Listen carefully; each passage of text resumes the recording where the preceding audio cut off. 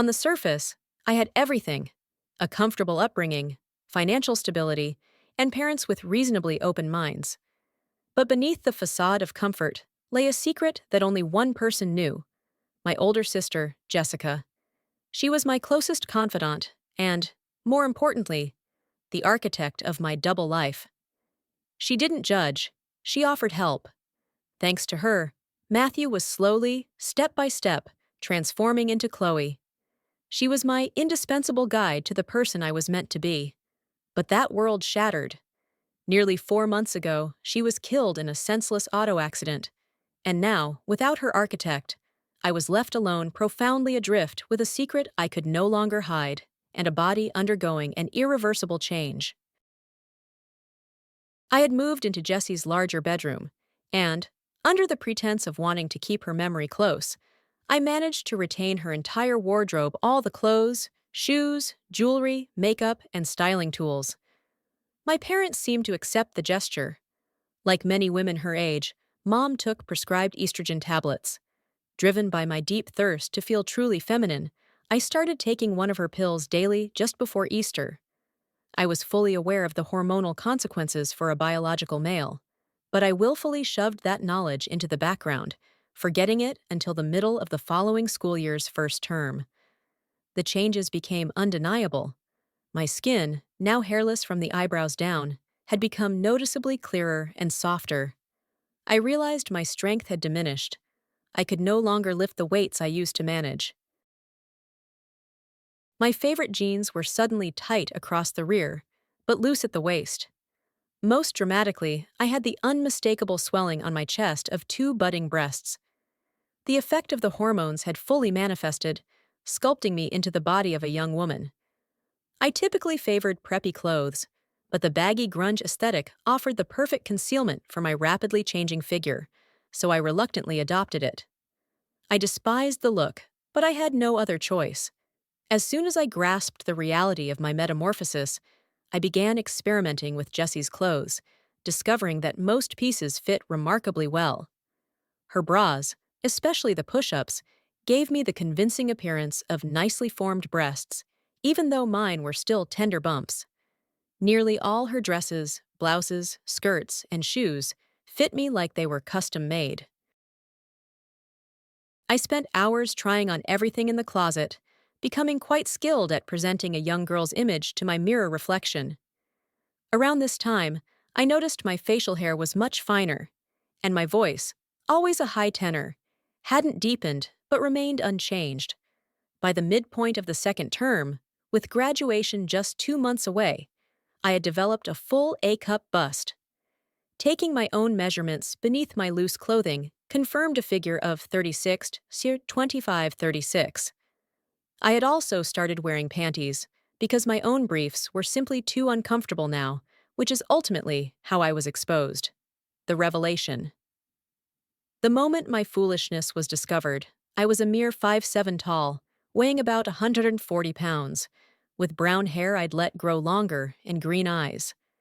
I wasn't unusually slender, nor was I as tall or robust as most of my male peers average, perhaps slightly smaller. Mom usually respected my privacy and never barged in, but for some inexplicable reason, just as I was stepping into the shower, she opened the door. She walked in and caught me stark naked. My breasts were firm and proudly visible, my rounded hips and narrow waist unmistakable. I felt like a butterfly pinned to a display board. "Mom!" I gasped. She closed the door slowly, her gaze fixed on me. Now I know where my pills have been going. "Mom, She raised a finger, silencing me as she sank onto the bed. "You took those pills deliberately. What exactly did you expect to happen?" Denial was impossible. I looked like a girl, save for one small detail. I grabbed a robe, slipped it on, and sat at the vanity, beginning the complete confession. I recounted everything, starting with secretly dressing when I was 7 or 8, right up to the times Jessie helped me, including the one time she took me out fully dressed. When I finished, she simply stared at me. "Tell me what your plan was after you graduated." Her voice was strained and thin, like bad chalk scraping a blackboard, and I instantly knew she wouldn't like the answer. I was going to live and work as a girl, Mother. There. It was said. Mom was clearly speechless, so her next instruction surprised me. She stated that since the next day was Saturday, she wanted me to dress as a girl the moment I woke up, so she could see exactly how I looked. But Mom, Dad, don't worry about your father right now. Just do as I say. Be dressed as a girl when you come down for breakfast. Yes, ma'am, I answered, knowing it was the only way to avoid making the situation worse. Sleep was nearly impossible. My mind raced, conjuring gruesome scenarios, all of them revolving around my execution when I eventually appeared in the kitchen fully dressed. I must have eventually dozed off, but I woke up feeling unrested, consumed by the dread of what outfit to choose for my judgment day. Slipping on a pair of panties, a sudden resolve struck me. The better I presented myself, the better the outcome might be for everyone. With that firm in mind, I selected my best ensemble and sat down at the vanity. Judgment Day, I had long mastered the art of makeup application under my sister's keen, critical eye. Less is more, she'd always stressed, and with my light beard, I used only slightly more foundation than she did. I dusted my face with powder, allowing the foundation to absorb it before brushing away the excess, leaving my skin smooth, uniform, and soft. My eyeshadow was a subtle hint of plum blended with a soft gray highlight, applied and smoothed with my fingertip. I applied soft black eyeliner to my upper lid and used a black pencil underneath, subtly enhancing my eyes. Finishing my makeup, I spritzed my hair with water, worked in some gel with my fingers, and set a few rollers. The bra I chose was peach, with a thin lace band and lightly padded cups. Once the front hook was secured and my developing breasts settled in, I pulled on pantyhose, followed by a short white slip. The dress was a sheath style that flared gently at the waist, ending just 2 inches above my knees. It was a dark green, sleeveless, with a simple round neckline. I pulled it over my head, zipped it up, and stepped into black shoes with 2-inch heels. Back at the vanity, I removed the rollers and used a curling iron to craft a modified pageboy full, sweeping around my ears, with bangs brushed to one side. Small gold hoop earrings, a delicate gold bracelet, and a thin gold watch completed the jewelry. I added a touch of pink lipstick, a whisper of coral blusher, and finally, a dash of perfume. In the mirror, I saw the best version of Chloe I had ever managed. Taking a deep breath, I opened the door and started down the stairs. The rhythmic clicking of my heels on the hardwood floor announced my presence. I walked into the kitchen, braced for Dad, but found only Mom.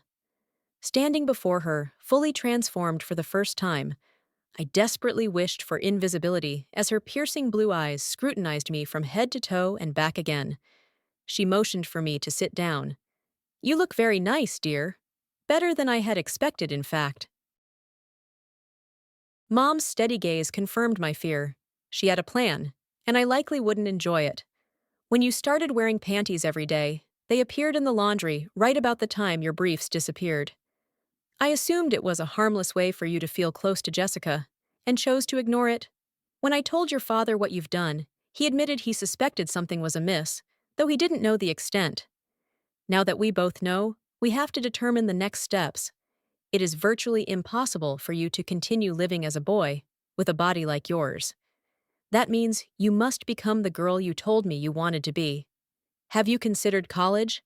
All your records are under Matthew. I had thought about it briefly, I admitted, but then I gave up and resigned myself to working in an office somewhere. Mom must have sensed the regret in my eyes. "Tell me what you had planned, Matthew," she said softly. "I used the name Chloe, and I thought I would use Matthew for my middle name. That way, I could claim it was just a transposing of names, and besides, some of the girls at school have boys' names as their middle names. That's clever, Chloe. But your father and I think that as soon as you graduate, and after we have a doctor confirm what I believe is true, we'll legally change your name and amend all your records. In the meantime, you are to dress as Chloe every moment you are not in school. In fact, right after graduation, you are to come home and change for the party the following day. But Mom! No buts, Chloe. Today, you and I are going shopping for your perfect graduation dress, complete with all the right undergarments, shoes, and accessories. The Saturday morning after graduation, you'll have your hair, nails, and makeup done professionally, so you look beautiful for the party. The thought of the guests made me want to vanish entirely. But Mom, I've invited all my friends, and the entire family will be here. Yes, dear, I know. But they will all find out sooner or later, won't they? So why not let everyone know all at once? Her cold logic was inescapable. I had no choice in the matter. She had dictated the course of action, and I was bound to follow. For her, it was simple. My mind, however, was in a frantic spiral. Shopping trip. After breakfast, Mom told me to grab my purse. As I headed to my room, she followed. What she didn't know was that I had scanned my school ID, merged it with a Polaroid Jessie had taken of me as Chloe, and created a remarkably realistic fake school ID under the name Chloe Miller, complete with a picture. I also had my wallet on the dresser and was pulling a purse from the closet when Mom opened the wallet. She found the forged ID and then discovered a second credit card I had ordered in the name of Chloe. "It looks like you planned ahead anyway," she commented dryly. I waited, but she said nothing further. Once I added the wallet, tissues, and lipstick to the purse, we left for my first shopping trip as Chloe. "I know what we are doing seems harsh, Chloe, but you initiated this yourself. Since your father and I can see no other path forward for you, you will have to cooperate." She was right, and I knew it. Between now and the party, I will be assessing just how feminine you are. Where I think you need guidance, you will receive a crash course on how to be a lady. That includes how to walk, act, mannerisms, speaking, and so on. Today, all we are going to do is buy your own panties and a few new bras, in addition to whatever foundation garments we decide you need for the dress we select. Do I have any say in the dress? Of course, dear, but I have a certain style in mind. If we can find it and it looks good on you, then I think we should buy it. If it looks terrible, then we'll find another dress you like. I had been in the lingerie section before, but fear had always prevented me from buying a single thing. Mom, however, was decisive. I soon found myself being measured for new bras and panties.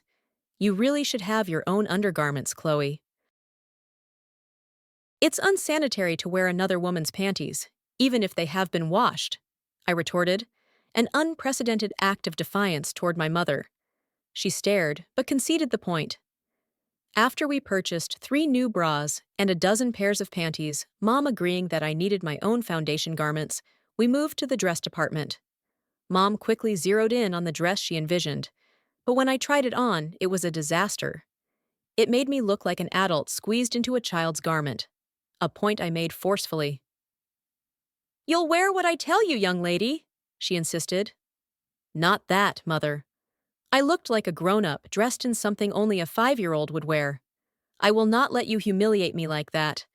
I agree you're probably right about the party, but I refuse to worsen the situation by wearing this dress." I saw the fight leave her face. I had to try, Chloe, and to be honest, Jessie wouldn't have worn it either. Then, surprisingly, she asked what I wanted. It took another 20 minutes of searching, but I found it tucked away on a forgotten rack. It was royal blue, cut like a cocktail dress, but without any excessive shine. It featured 2 thin straps, a sweetheart neckline, and a straight-cut back that left my shoulders bare. The taffeta beneath the skirt provided a beautiful flare, while the bodice hugged my new curves tightly. Even to my inexperienced eye, it was flawless. The way Mom's eyes lit up confirmed her approval. We bought the dress, and at Mom's suggestion, I tried on a corselet. "This will bring your waist down a bit and provide adequate support at the same time, dear," she explained. We purchased that too, then headed to the shoe department, where I acquired a pair of black patent leather heels and 2 pairs of flats. Our next stop was a costume jewelry store, where we selected earrings, a bracelet, and a necklace set perfectly suited for the dress, along with 2 extra sets for my everyday wear. Mom insisted I get my ears pierced then and there, so I left with small gold studs set into new plastic inserts. One more stop, and we can go home, Chloe.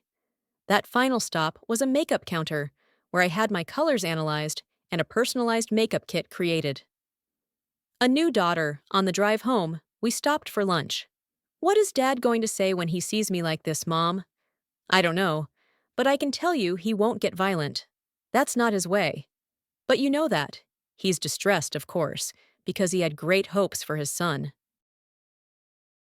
Now he has another daughter, and since Jessie isn't here, I'm afraid it might push him over the edge. You do look a lot like her, you know. I know, Mom, but I'm not Jessica, and I don't want to try and replace her. I just wanted to be myself. My real self, the one you didn't know about. But I did know, Chloe. I always knew, but I dismissed it as a passing phase. I guess I was wrong then, and I'm wrong now. You're not Jessica, you're Chloe. Be strong for your father, and don't be afraid. He's just as scared as you are right now. I'll do my best, Mom, but please give me time to get changed before I face him tonight. She nodded. After lunch, we went straight home. I carried all the new purchases to my room and checked the clock. Almost 2 hours to prepare for my father's first meeting with Chloe. I took another shower, washing away the underlying scent of fear that had clung to me all day, meticulously washing my hair and shaving as close as possible.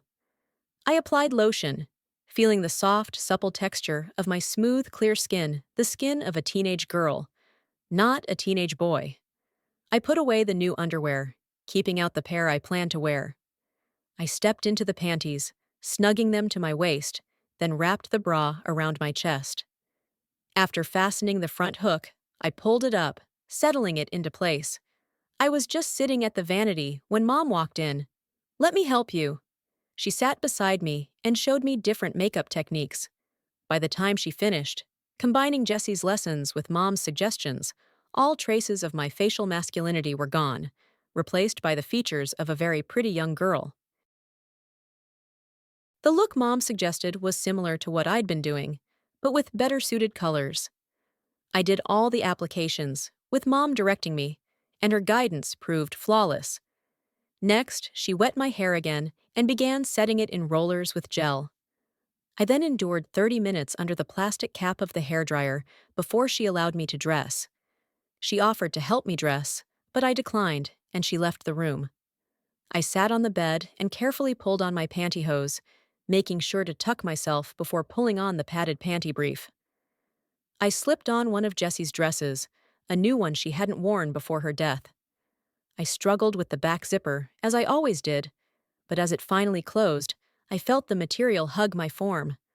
The swell of my breasts against the soft fabric made me smile at my reflection. It was a shirtwaist style, the hem a good 2 inches above my knees. It was white, adorned with a small orchid print. The collar, lying flat on my shoulders, left the neckline open enough to hint at cleavage. I stepped into my new white heels and called Mom back in. She smiled, then gently began unrolling my hair. After brushing it out, she trimmed my bangs. When she was done, my hair was every bit as feminine as any other girl's, and far better styled than I had ever managed alone. Waves framed my face, and the back was extra curly. Mom fastened a white necklace around my neck, the small pendant hanging perfectly in the little V between my breasts. When she stepped back, I added a deep red color to my lips at the vanity. I turned to face her, looking resplendently like a young girl my own age. "Just one more thing, Mother." I applied a few dabs of perfume, then followed her as she walked out to the patio behind the house.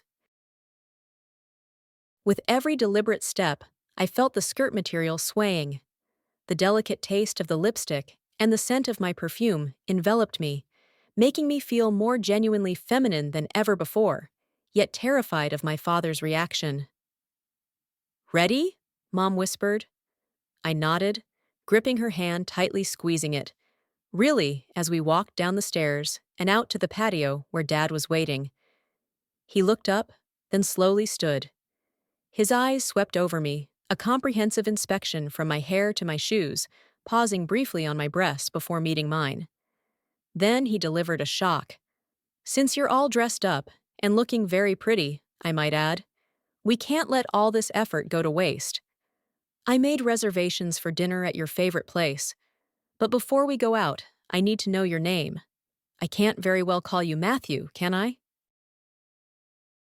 I was still frozen, waiting for the metaphorical thunderbolt, when he asked gently, "Do you want to tell me?" "It's Chloe, Dad." "Okay, Chloe, get your purse. I'll clean up a bit myself, and we'll go to dinner." Out in public. The mere idea of going out dressed like this filled me with equal parts terror and excitement. As my fears surged, threatening to choke me, Mom took my hand again, and we went back upstairs. While Mom changed, I sat at the vanity, ensuring my purse held everything: lipstick, a small mirror, essentials. When Mom was ready, we rejoined Dad on the patio. I was managing fine until our neighbor Grace crossed the lawn and walked right up to the table. I looked up and found myself staring into the eyes of a girl I had grown up with. Grace stood there for a moment. Then her eyes widened as she recognized me. "I'll be damned." She dropped into a chair across from me, her eyes moving rapidly from Mom to Dad, and then back to me. "You look fantastic. I never would have guessed it was you if you weren't sitting here." My mouth had gone completely dry. I was paralyzed. Mom sensed my inability to speak. "Chloe has decided to live here now, Grace. It's probably good you met her now, because she really needs a good friend." Grace immediately grabbed my hand and squeezed it. "I'd be glad to be your friend, Chloe. I've been the only girl in the neighborhood for too long. I can't tell you how happy I am you're here now." My tongue still wasn't cooperating. I could only manage a smile and a nod. "We were just heading out to dinner, Grace. Why don't you join us?" Dad offered. "I'd like that, Mr. Miller. Let me just run home and change. I'll be back in 30 minutes, if that's okay." "Of course, Grace. We'll be right here." "This can be a good thing if you let it, Chloe. Just relax and enjoy it. After all, this is what you wanted," Mom reminded me, gently reinforcing that despite my fear, the choice and the consequences were mine.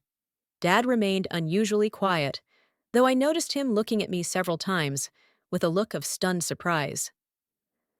Grace returned promptly, and we left for the restaurant. Grace and I tucked in the back seat. Over dinner, Mom told Grace about the graduation party and invited her. Grace accepted immediately. For the first time, I was out in public with both my parents, and they behaved as if it were the most natural thing in the world. The calm acceptance was so far from the reaction I had anticipated that I felt like I had drifted into the twilight zone. Later, after we returned home, Grace and I sat alone on the patio. "Those are real, aren't they?" she asked, referring to my breasts. I nodded. "I thought so. Nobody could look as good as you do without some help. Your skin is hairless and smooth, and you're wearing barely more makeup than I am. They had to be real." It was time for the complete truth. All of it is me, Grace. The breasts, the hips, the narrow waist, the smooth skin, everything. I started taking Mom's estrogen pills almost 8 months ago, and this is the result. I've been dressing as a girl since I was a kid, and Jessie helped me a lot. I planned to live as a girl after graduation, maybe in another city, but Mom walked in on me naked. One thing led to another, and here I am. Mom and Dad said everyone would find out eventually, so I'll be Chloe at my party on Saturday. Mom insisted. I have a new dress and a salon appointment that morning. Grace was silent for a long moment. "I thought we were closer than that, Chloe. Why didn't you ever tell me?"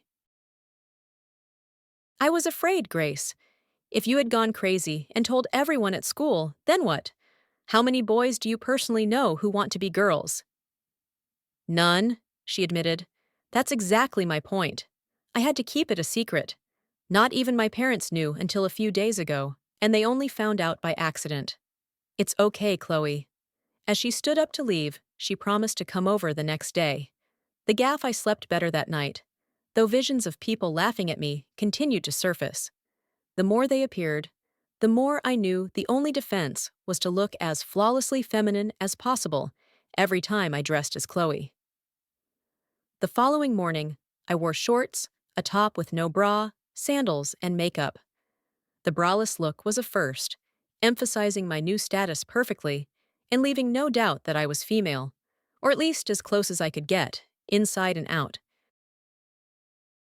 Dad's jaw actually dropped when he saw me, but Mom just smiled and handed me a cup of coffee.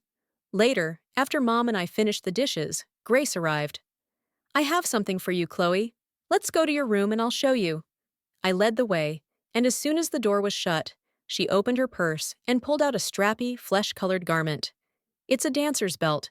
My brother had to use it when Mom made him take ballet lessons as punishment for something. He's moved out now, and I found this in his room. Grace handed me the garment. I examined the fleshy, strappy thing before realization dawned. It makes male dancers as smooth in front as the girls, I mused. I thought that you might be able to use it. With the latex gaff in my hand, Grace urged me to try it. "Go ahead, Chloe, I'll wait here." I quickly slipped into the bathroom, removed my shorts and panties, and after a brief struggle, the flesh-colored gaff was in place. Suddenly, I had the smooth front of a woman. It was initially tight and uncomfortable, but after some careful adjustment, it felt secure. I pulled my panties and shorts back on and rejoined Grace. The gaff was virtually undetectable, making my shorts fit better and giving my figure a more feminine contour. Grace and I spent the entire day together, sharing secrets and growing closer than I had ever imagined. We confided things we never would have before. I felt like I had gained a new sister, and I believe she felt the same. After that day, I wore my boy clothes only for school, reverting to female attire at home and on weekends. I utterly despised the grunge look and yearned for the day I could wear clothes that suited me perfectly. The graduation party. On graduation day, school let out at noon. I had to tightly strap my breasts down so they wouldn't show beneath my gown. I received my diploma, shared a celebratory meal at a nice restaurant, and returned home. "Your appointment is at 10 in the morning, Chloe, so you better be ready by 9:30, Mom instructed. "Okay, Mother." I was awake by 7. After showering and shaving, I started dressing, beginning with the gaff. I had worn it every day since Grace gave it to me, and was now perfectly comfortable. Mom told me to dress casually, so I chose a short skirt, a front-buttoned blouse, flats, and minimal makeup, just thin foundation and lipstick. My hair was long enough now, so I pulled it back into a ponytail, added some perfume, and headed to the kitchen. Mom and I ate breakfast. Grace joined us just as we were leaving, having made her appointment for the same time so we could be together.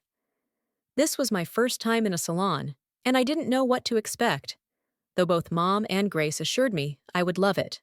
The salon was vast, taking up the entire lower level of our house, decorated with plush carpeting, soft pastel wallpaper, and cherrywood fixtures. Soft jazz played quietly, creating a relaxed, luxurious atmosphere. Several women sat in comfortable chairs, being pampered with makeovers and manicures. I was astonished this place even existed. Mom checked us in. I waited in the lounge, sipping coffee, until a stylist named Karen came to lead me to a chair. As I sat before the mirror, she asked what I wanted done.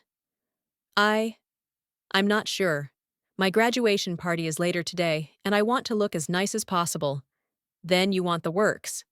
The works? Sure. A lot of girls are getting it done now. Hair, nails, a pedicure, makeup, the works. Then that's what I want, I said, smiling, just as Grace and Mom walked over. I'm getting the works, Mother, okay? For my only girl? Of course. Karen smiled and asked how I wanted my hair styled. Since I didn't know the name for it, she handed me a book. When I showed her the picture, she smiled and began working, trimming and cutting until she was satisfied. Then she washed in the dye that would turn me blonde. Rollers appeared, and soon I was seated under a portable dryer at the manicurist's table. The manicurist suggested my nails could be a little longer. I agreed, and she cleaned and filed them, then added acrylic extensions, bonding them to my own nails and shaping them into smooth ovals. A soft red polish was applied. With my hands in a nail dryer, she began my pedicure. Next, I was sent to Michelle, who did my makeup in a way that made me look radiant. She used soft greens, plum, coral, deep black, and gray. She expertly thinned and slightly arched my eyebrows. Finally, I was taken back to Karen, who began removing the rollers. The style I had chosen was a modified Gibson, fluffy, with a neat bun at the back of my head, and delicate tendrils of hair curling and bouncing down the sides of my face. My bangs were swept to one side, leaving my ears exposed. It was an undeniably feminine and sophisticated style, and I loved it. Mom and Dad had dictated my fate, but instead of letting it defeat me, I resolved to embrace and perfect my femininity. By the time Karen finished, Mom and Grace were also done. Mom paid the bill, and after a short drive, we were home. Grace raved about my new blonde hair and beautiful style, but Mom merely smiled at me, a smile that was driving me crazy. "I'll be back at 4, Chloe. See you then," Grace said as she left. I went to my room to change, and I had just undressed when Mom walked in. She sat on the bed and patted the spot next to her. I sat down. She reached out, took my chin in her hand, and kissed me lightly on the lips. "Today was a test, Chloe. If you had balked at all, we would not have forced you to wear a dress. But we found out that you haven't shown even the slightest remorse for taking the pills that did this to you. Today, I let you choose your pampering just to see what you would do. Not only did you let them style your hair, but you had them dye it blonde, and that Gibson is a very feminine style. You let them extend your nails, and you fit right in at the salon without a peep. I now know for certain that no matter what else happens, you are our daughter now. Your father had hoped this was just a phase, until he saw you without a bra yesterday. I think that's when he knew for sure. After we get you dressed, I want you to talk to him. He misses Jessica, and you look so much like her that he's having a difficult time with this. Talk to him." "I will, Mother, I promise." "Let's get started, shall we?" I was already wearing the gaff. I quickly stripped, retrieved a pair of very thin, high-cut blue nylon panties from my drawer, and slipped them on. Mom held out the corselet. After I wrapped it around myself and fastened the front hooks, I raised my arms, and she pulled the laces tight. I felt the material compress me in a vise of satin and steel, yet it was not painful.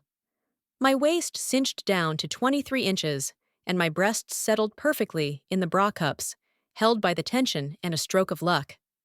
Mom then showed me how to gently manipulate my now compressed bust to create a pleasing cleavage. "I'll go get changed myself. Call me if you need me." After she left, I slipped my legs into the nylons, pulled them up, fixed them to the garter tabs, and pulled them taut.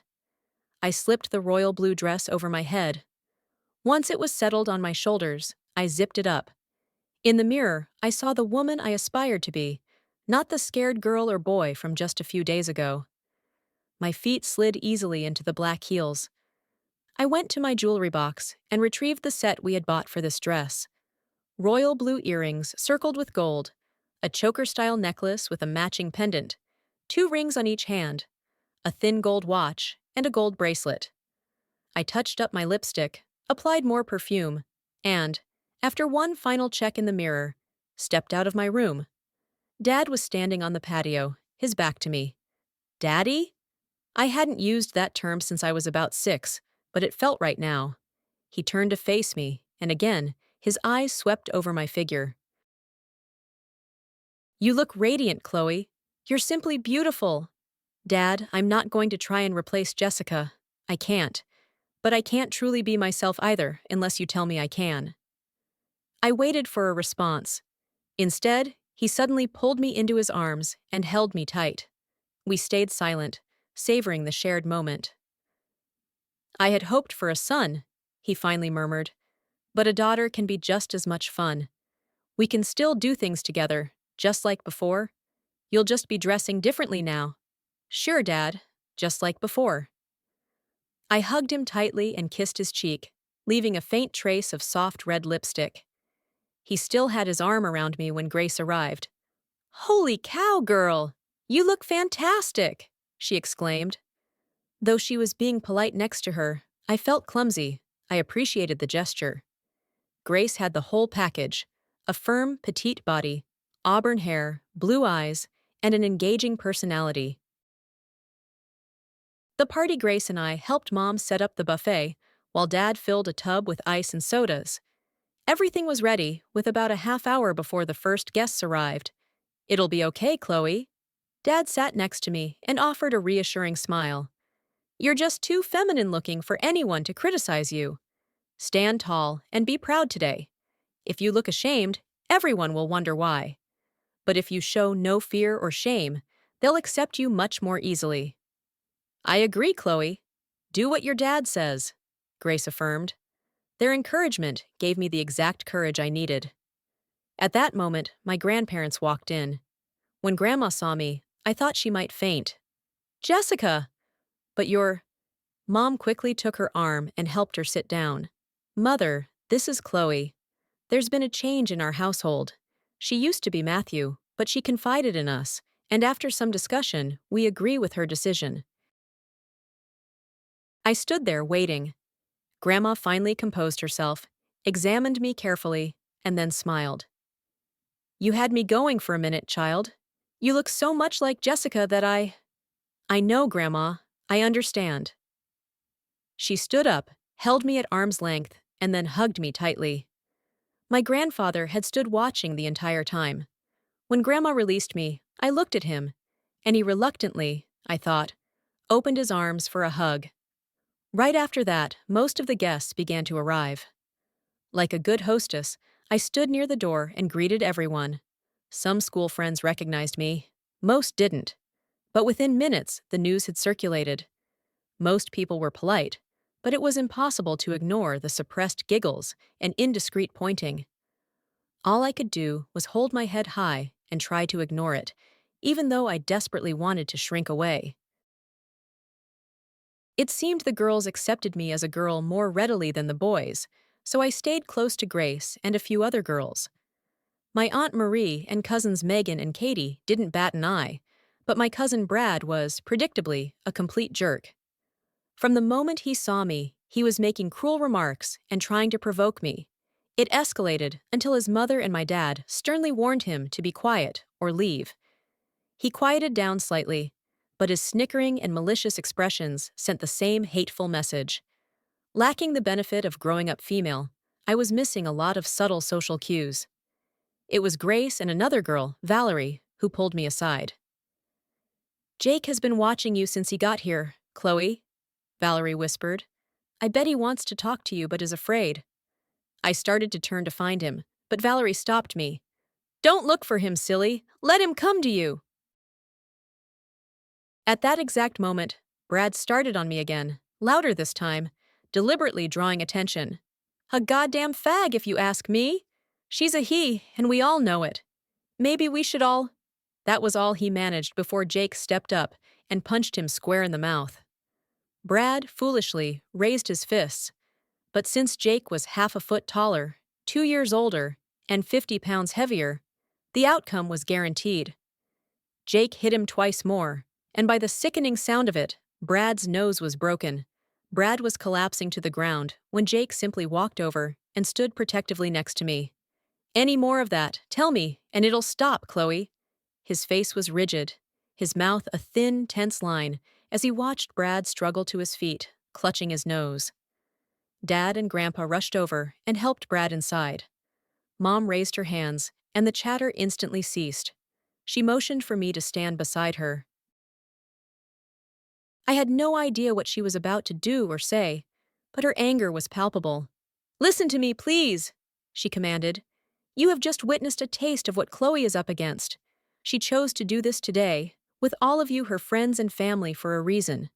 When Chloe confided in us several months ago, we were shocked.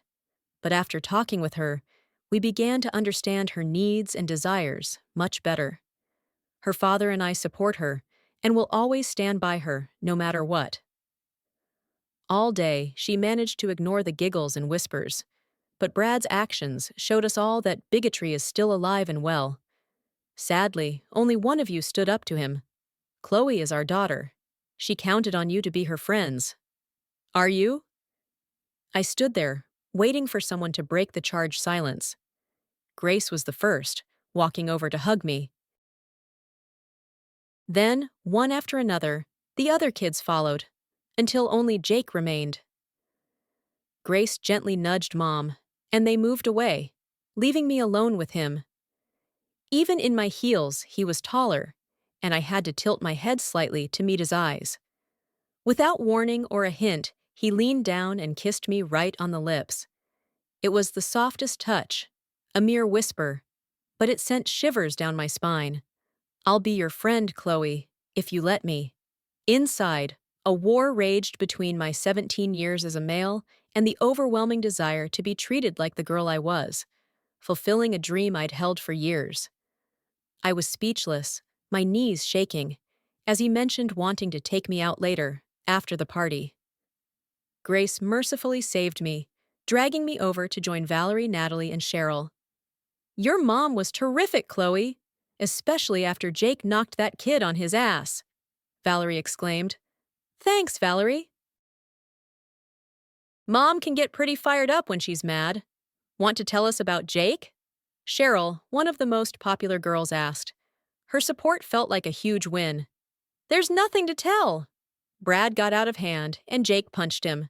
Then he told me he was my friend, that's all. They all snorted in unison. Yeah, right. We all saw him kiss you, Chloe. He wants to be more than just a friend.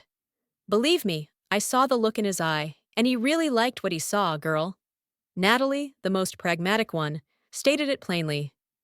He wants to get into your panties, Chloe. No doubt about it. Maybe, but he'll be disappointed when he gets there. Like a chorus, they all asked. When? Does that mean you intend to? I'm not intending to do anything. He asked me out later, after the party, for a soda or something, that's all. They exchanged knowing glances, then looked back at me. She's never been on a date before, remember? She'll find out, just like we did. Thanks for all the advice, Grace. Mom, Dad, and my grandparents approached, and the girls discreetly drifted away. It was pretty hard to miss the way Jake looked at you earlier, and after he kissed you, there's no doubt, none at all, Mom commented. What do you mean, Grandma? That boy likes you, child, more than a little. I think we all knew it when he stepped in and shut Brad up. She hugged me and invited me over the next day. I looked at Grandpa and saw a genuine vulnerability in his eyes. I walked over to him. Grandpa, I'm the same person I always was. I just dress differently now. I need you now more than ever before. Then I saw a tear escape his eye, rolling down his cheek and dripping onto the patio floor.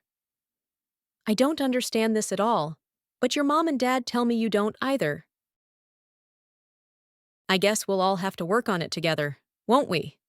His arms enveloped me, and the strain of the day finally broke, making tears stream down my face. I was sobbing gently into his chest when Mom, Grandma, Valerie, Natalie, Cheryl, and Grace swooped in, whisking me inside and up to my room. A date with Jake. Since you have a date later, maybe you should change, Chloe, and I have the perfect dress. Mom left to fetch it. It was Grace who finally told me to take the royal blue dress off. Here, I'll unzip you. As soon as it was loose, I stepped out of it, standing there in my corselet, my wider hips, narrow waist, and breasts clearly evident. Damn, a lot of us thought it might be padding, but it's obviously not. Just how long have you had boobs? Grace asked. It was my turn to smile. Remember how I always wore preppy stuff and then changed to the grunge look? They all nodded. That's when my boobs started to show. Enough of that, girls. Chloe, let's get you out of that corselet and stockings and into something more comfortable, Grandma declared, taking charge. The girls sat on the bed as I was freed from the constraining corselet. With the corset off, my breasts were even more undeniable. I quickly put on a black bra and then some nude pantyhose. Mother came back into the room holding a dress. It was a classic, sleeveless black dress with a scoop neckline and a short skirt that beautifully showcased my legs. I slipped my feet back into the high-heeled black pumps as Valerie zipped me up. Natalie asked me to sit at the vanity. She took out the Gibson style and began to brush my hair out, teasing it and using a curling iron. When she was finished, my blonde hair framed my face like a halo. I touched up my makeup in a subdued but sexy manner. Looking in the mirror, I thought that both Natalie and Valerie were looking at me with a touch of envy. I hoped so, as I found them both very attractive. "Try these, Chloe." Mom handed me different earrings, which I put on immediately. Looking in the mirror, I decided, no necklace, I think. I touched up my lipstick and perfume, and we all headed back out to the party. My Aunt Marie was sitting with Brad, who was nursing a sore, potentially broken nose and a growing shiner. "Chloe, Brad has something to say." He looked like he'd rather be anywhere else, but he stood up and mumbled an apology. "I was wrong, Chloe. I'm sorry." "Thank you, Brad." I turned and walked away, knowing the apology was entirely coerced by his mother. I started circulating, talking to people, and receiving waves of encouragement. Jake joined me at the buffet table and surprised me by casually slipping his arm around my waist. "I thought you looked great before, Chloe, but now you're ravishing." Struck speechless, I focused on filling a plate. We sat down at a secluded table. I risked a quick glance around and saw Natalie and Cheryl smiling in our direction, while Grace and Valerie slowly repositioned themselves for a better view. "I feel like a fish in a bowl, Jake, but I want to thank you for what you did." He reached out, took my hand, and looked me directly in the eye. "I only wish we had met before today, Chloe. I never had a clue, and I don't think anyone else did either. I kept it a secret as long as I could, Jake. Based on what Brad did today, could you imagine what would have happened if I had done this in school? I would have been there for you, Chloe, just like now." He started to lean in, and I stopped him. "Jake, everyone is watching us right now." "I know. I want them to see just how much I like you." Again, without warning, he kissed me. "I have to see to my guests, Jake, but hold that thought." An hour later, people began to leave, and I walked each of them to the door, my earlier fears entirely washed away by the day's events. Eventually, it was just my parents, grandparents, Jake, and me. Mom glanced at Jake, who was hovering protectively close to me, and gave me the green light. "Get your purse, and you two have a nice time, but be home by midnight." I checked my watch. It was only 5 in the afternoon. "I'll be ready in a minute, Jake." I grabbed my purse, ensuring I had lipstick, my wallet, and some money, before letting him walk me to his car. I slid into the passenger seat, letting him take charge, a new sensation I wasn't used to. He drove smoothly, and we rode around for a bit, just talking. "Why, Jake? Why are you so attracted to me knowing what I am?" "Listen, Chloe, you are the prettiest girl I ever met. When I first saw you, it was like a light turned on inside of me, and I knew right then that you were the girl I had been waiting for." I was completely stunned. He knew my truth, yet every girl in school had been chasing him for years. "But I can't. I mean, you have your pick of any girl you want." "You're right, Chloe, I do. And I chose you." He drove into the park and stopped by the lake. I felt his arm pull me closer, and I was powerless to stop him as his lips met mine. This time, his passion was unmistakable.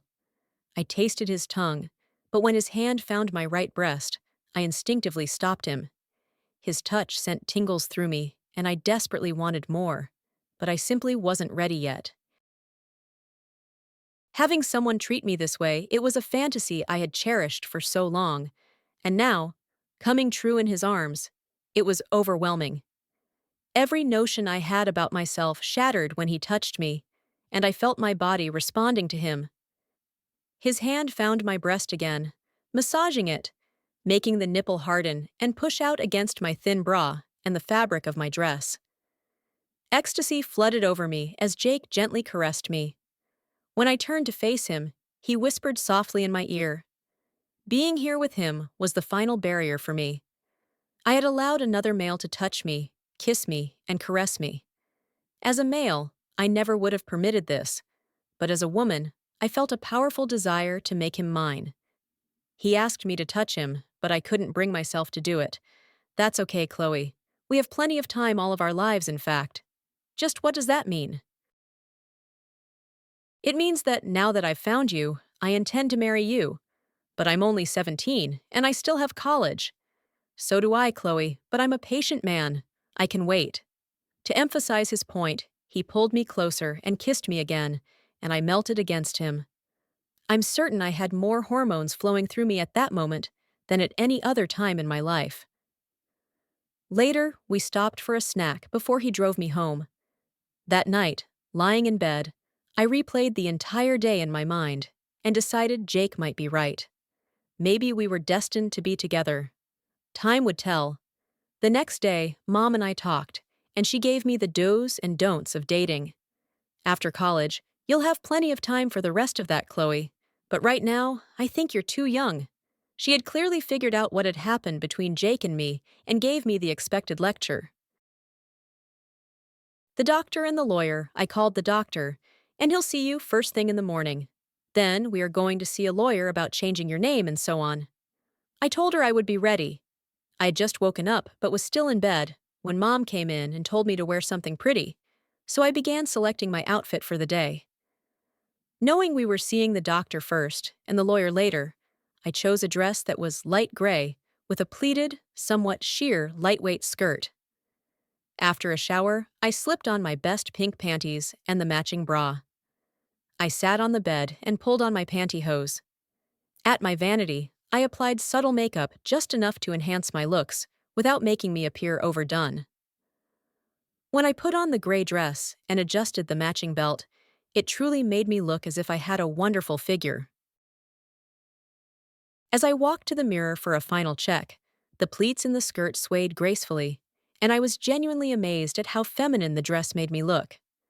I wore the black heels again and took my black purse. After a quick breakfast, Mom and I drove to the clinic to see Dr. Harris. He had delivered both Jessica and me, and had been our family doctor for years. Mom had scheduled the appointment under the name Chloe. When my name was called, Mom and I entered the small examination room. Dr. Harris, a man of about 55 with dark hair, deep brown eyes, and a quick, engaging smile, walked in and looked from me to Mom before speaking. "Jessica? I thought you had—" "This is Matthew, Dr. Harris. As you can see, there have been a few changes." He didn't betray any shock as Mom delivered the news, instead simply asking what we needed. That's when we told him the entire story. "So you have been taking female hormones for almost 18 months now. I think a thorough examination is in order." Mom left the room, and he conducted the most complete physical I had ever experienced. When he finished, he called my mother back in. With me sitting there in nothing but the thin examination gown, he confirmed what we already suspected. Chloe has the body of a girl of about 15, but I expect that within a few months, she will develop fuller breasts and so on. I detect no reaction to stimulus, and she is unable to achieve an erection due to the effect of the estrogen. Her testicles have shrunk, and her penis is flaccid and small. My recommendation is that we remove the testicles and use a technique a colleague of mine has developed to give her a more normal appearance. He proceeded to explain the surgical procedure and why it was my best option. There is no way she can successfully return to her male status. She will always have a feminine appearance, no matter what we do. Since this is obviously her choice, I think we should make her as feminine as possible. Mom and I agreed quickly, and he scheduled the procedure for the next day. "Well, it looks like we have a new daughter," Mom said, smiling. "I'm scared, Mom, but I'm also looking forward to this because for the first time in my life, I'll feel complete, even if I'm not." She smiled at me, and we drove to the lawyer's office. After we explained everything, he quickly drew up the papers and I signed them. "By this time tomorrow, you'll have a new name, and I can then amend all your records for you. Good luck, Chloe." It was done. In less than a day, I had legally become a girl. The surgery. The next morning at the clinic, Dr. Harris and his associate, Dr. Baker, went over every step of the operation in meticulous detail with me. We will be removing your testicles first. Then, we will make an incision just below the bikini line and reroute the urethra to the correct position. We will pull the remaining penile tissue up inside the body and use the skin from the testicles to create the labial folds, simultaneously moving the nerve bundle to the correct position for a female. This is not a full sex change operation, though it is close. You will have to wait until you are 21 for that, but in the meantime, you will look and function like a normal female, albeit without the ability to accept penetration. Do you understand all of that? I can't wait, doctor. Anytime you're ready, I'm ready. 3 hours later, I woke up in a small recovery room with mom and dad sitting beside me. Once the doctors confirmed everything was fine, I went home and straight to bed, where I remained for the rest of the day and that night. The next morning, when nature called, I went to the bathroom and was profoundly relieved to find that everything was working just fine, exactly as advertised. I was still sore and had to wear a sanitary pad, but I was able to put on a pair of clean panties and my robe. I slowly walked to the kitchen and was greeted by my parents. We had breakfast together. "It's virtually final now, isn't it, Chloe?" Dad asked. "Yes, Dad, and I've never been happier. Thank you for understanding." "Oh, I don't understand it at all, Chloe. I have just accepted the facts as they are." I couldn't respond. My mouth was full. "By the way, you still like hockey, basketball, and football, don't you?" "Of course." "Dad, I dress differently now, but I like everything I did before." "Why?" "I wanted to know if I should renew my season tickets for hockey season, that's all." "I'd like that, Dad." 2 days later, Grace came over, holding our mail. "Hi, Chloe. Here's your mail." I took it and quickly opened the envelope from the courthouse. I was legal now. My name was officially Chloe Matthew Miller, female. I let Grace read it, and after a congratulatory hug, we went up to my room. "Why don't you change and we can go back to my house?" Grace suggested. "Okay, sounds good to me." I slipped the robe off, and when Grace noticed the bulge of the pad, she asked why I had it on. I couldn't resist, and I slipped my panties down slightly. The reason was clearly evident. "Chloe, neat, isn't it?" I said, pulling the panties back up. "The doctors did it yesterday." "Does it? I mean, can you have—" "Hell?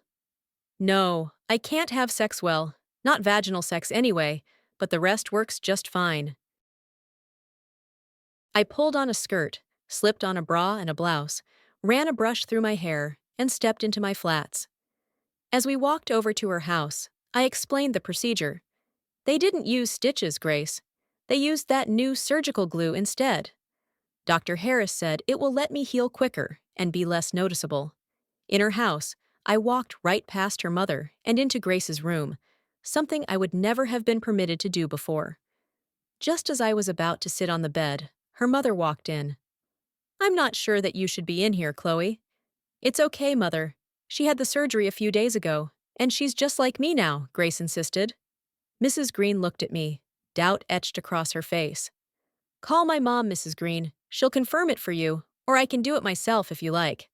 With a knowing smile, she leaned against the door. "This, I have to see for myself."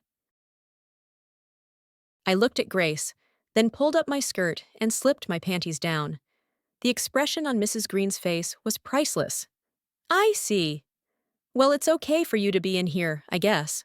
Once we were alone, I started to giggle, and Grace quickly joined in. It seemed the central problem of my life, my desire to be a girl, had been solved. Now that I was structurally one, I could finally relax and just be myself. "You said no vaginal sex, which means—" Grace prompted, her voice trailing off knowingly. "What it means is that Jake isn't going to take me to bed." "Yeah, but we all do things for our guys sometimes, and if you're not going to do that, that means you'll be a virgin when I get married, Grace." "Right. Now let's hit the mall, Chloe." Dad and I healed the rift between us, becoming closer than ever before. I enrolled in college and dedicated myself to my studies, while Jake never stopped insisting that we would marry one day. 2 months after Dr. Harris completed my surgery, Jake began to explore my body. His touches drove him wild, and me too. Yet we never crossed the line. This longing, however, only deepened our connection. I finally explained to him why we couldn't share intimacy in the conventional way. He was disappointed, as was I, but we learned to accept the boundary. Grace and I grew as close as sisters, sharing every private detail of our lives. She helped me refine my femininity even further, while Mom drifted seamlessly back into her role as the typical mother of a daughter. Twice while we were shopping, she tried to convince me to wear that ugly dress, failing both times. But our bond strengthened. I was no longer worried about her seeing me naked. After all, she was a woman, right? Dr. Harris had scheduled me for the next, more complete surgery, but I kept the news secret, asking my parents to remain silent as well. I wanted to surprise Jake, and I knew exactly how and when I would tell him, but that was a plan for the future.